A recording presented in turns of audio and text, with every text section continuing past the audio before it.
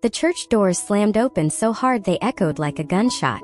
Tử Tiên stood there, breathless, her chest rising and falling violently, rainwater dripping from her hair onto the stone floor, her hands trembling from exhaustion, from fear, from everything she had endured just to reach this place. The last place she had left, the last hope she had been holding on to before everything inside her collapsed completely. "Jack!" Her voice broke as it echoed through the empty church. No answer. Only silence. Cold. Unforgiving. The same silence that had followed her for days. "I saw him here. I swear I saw him here."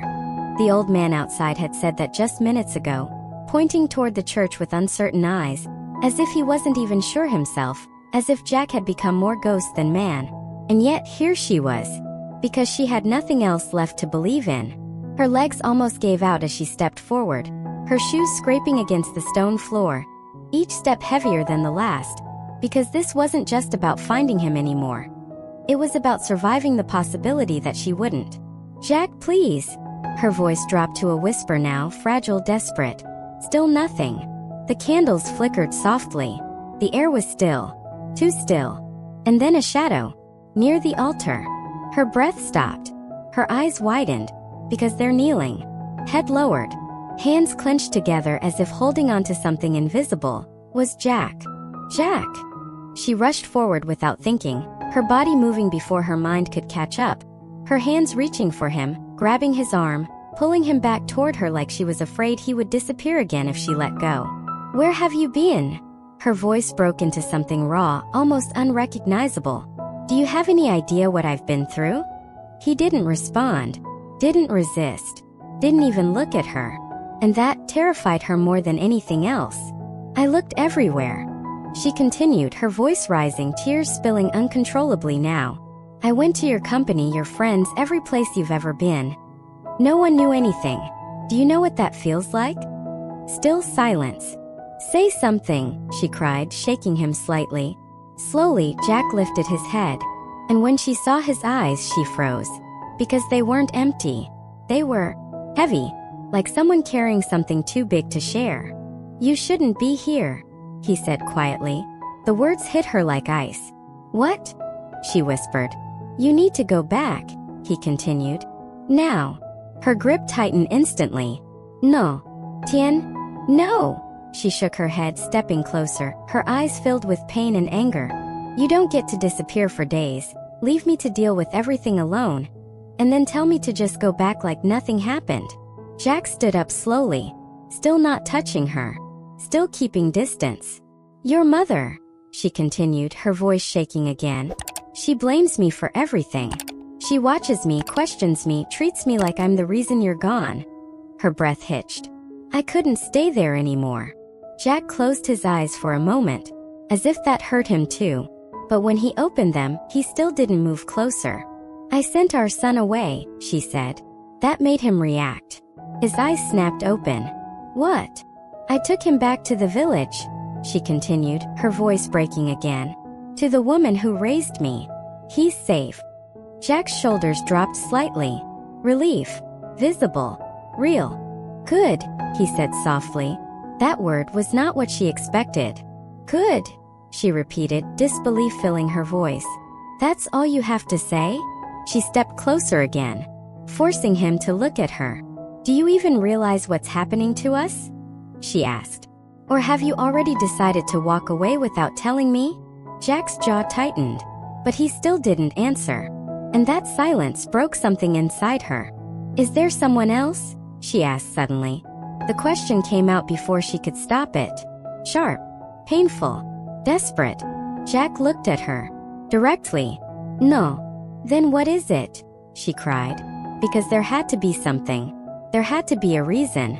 Because this didn't make sense. "You don't understand," he said finally. "Then make me understand," she shouted. The church echoed with her voice. Loud. Raw. Alive. Jack took a step back. Again. Creating distance. And that was the moment she realized this wasn't just about him leaving. He was pushing her away. "Why are you doing this?" she asked quietly now, her voice barely holding together. Jack didn't answer immediately, because the truth was dangerous. Not just for him, but for her. For their son. For everything. I'm trying to protect you, he said. The words were calm, but heavy. Tu Tian let out a small broken laugh. By disappearing, she asked. By making me think something happened to you? By letting your mother tear me apart every single day? Her eyes filled with tears again.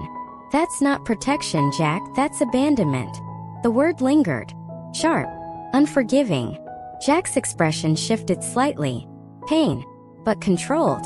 If I stay, he said slowly, you'll be in danger. Silence. Tử Tiên Blinket. What? And in that moment everything changed. The word danger didn't make sense at first.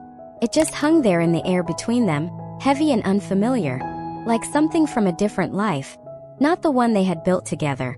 Not the one she had been fighting so hard to protect while he was gone. What are you talking about? Tu Tian asked, her voice lower now, but sharper, because confusion was quickly turning into fear. Jack didn't answer immediately.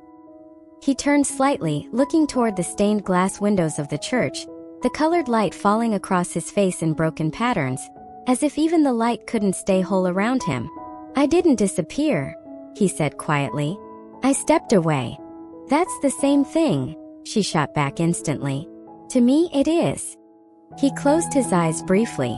I know, but that didn't fix anything. Then explain it, she demanded, stepping closer again, refusing to let him create distance this time. What danger? Who? Why? Jack exhaled slowly, as if deciding something, as if crossing a line he had been trying to avoid. There are people, he began, his voice steady but low, connected to a deal I refused months ago. Tử Tiên Frauenserlei. What deal?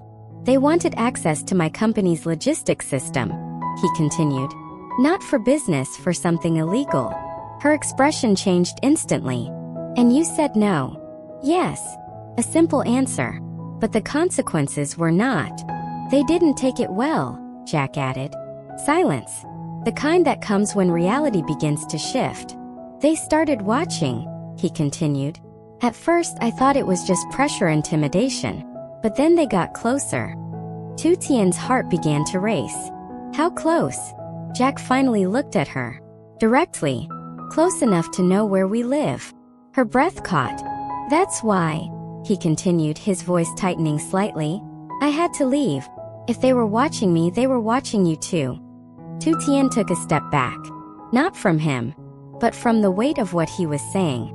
So you thought disappearing would fix that? She asked, her voice trembling. You thought leaving me alone with your mother with no explanation would protect me? Jack clenched his jaw. It gave them what they wanted, he said. Distance. And gave me what? She shot back. Fear? Pain? Questions I couldn't answer? Her voice broke again. You didn't protect me, Jack, you broke me. The words hit hard, because this time he couldn't argue. I didn't have a choice, he said, but it sounded weaker now. There is always a choice, she replied. You just didn't choose me. Silence. Again. But sharper. More dangerous. Jack looked away. Because that was the truth he didn't want to face. Do they still exist? She asked after a moment, her voice quieter now, more controlled. Yes. Are we still in danger? A pause. Then, I don't know. That answer was worse than anything else. Tu Tian closed her eyes, took a breath, then opened them again. And this time she didn't look scared. She looked clear. I'm not leaving, she said. Jack frowned immediately. Tian, I'm not leaving, she repeated, stronger this time. Not again. Not like this. He stepped toward her quickly. You don't understand. No, you don't understand, she cut him off. You made that decision for me. You decided what I could handle. You decided what I deserved to know. Her eyes locked onto his. But I'm still here. The church felt smaller now. Tighter. Like it couldn't contain everything happening between them. You said you were protecting us, she continued. Then protect us properly. Jack stared at her. What do you mean? I mean, don't run, she said. Don't disappear. Don't leave me behind to guess what's happening. She stepped closer. Now there was no distance. If there's danger, then we face it together. The words settled. firm, unshaken. Jack looked at her for a long moment, seeing something he hadn't fully seen before. Not just the woman he loved, but someone stronger, someone who refused to be left behind. "And our son?" he asked. Tu Tian's expression softened slightly. "He's safe," she said. "For now." A pause. "But he needs both of us." That he couldn't deny. Jack ran a hand through his hair, tension still visible in every movement, because nothing about this situation was simple. Nothing about it could be solved with one decision, one promise, one moment. But still he stepped closer. This time, he didn't stop himself. "I was afraid," he admitted. The words came quietly. "Honestly, I thought if I stayed, I would bring danger to you." Tu Tian looked at him. "And you thought leaving wouldn't?" she asked. He didn't answer, because now he understood. Slowly, she reached for his hand, and this time he held on. Outside, the wind picked up slightly. The church doors creaked softly, as if something beyond them was still watching, still waiting. "We don't know what's coming," Jack said. "No," she agreed. "But we know this," she added. He looked at her. "We're not running anymore." The words weren't loud, but they carried weight, choice, direction.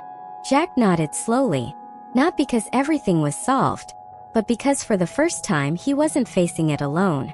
Far away in the city, inside a dark car parked quietly across the street from Jack's empty house, a man sat watching, his fingers tapping lightly against the steering wheel, his eyes cold, patient, waiting. Back in the church, Jack and Tu Tian stood together, closer than before, stronger than before, but still on the edge of something unknown. Because the danger hadn't passed. It had only just begun. And this time they would face it together.